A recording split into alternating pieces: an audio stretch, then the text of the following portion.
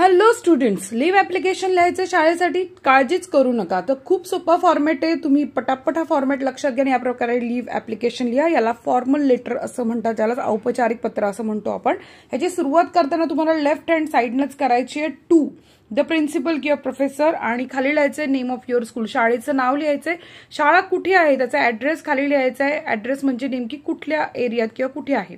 Date टाकायची आहे. Subject लिहिणं कंपल्सरी आहे. Absent application to the class teacher. आता सुरुवात करताना सॅल्युटेशन द्यायचे. रिस्पेक्टेड सर मॅडम सॅल्युटेशन द्यायचं आहे. I am mention your name म्हणजे तुमचं नाव सांगायचंय. And I am a student of your school म्हणजे मी तुमच्या शाळेचा विद्यार्थी आहे.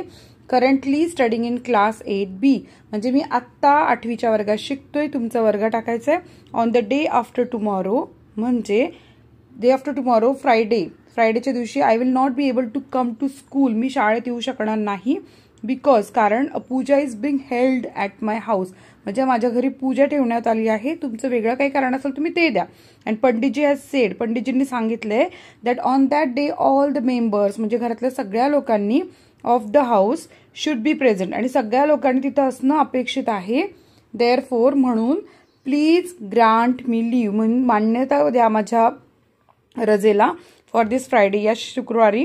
I will take all the notes taught in class on Friday from my friend आणि जे काही वर्गात शिकवलं जाईल शुक्रवारी ते सगळं मी माझ्या मित्राकडनं नोट्स घेईल. And I will read them too आणि मी त्या नोट्सही कम्प्लीट करेल आणि मी त्याचं वाचनही करेल.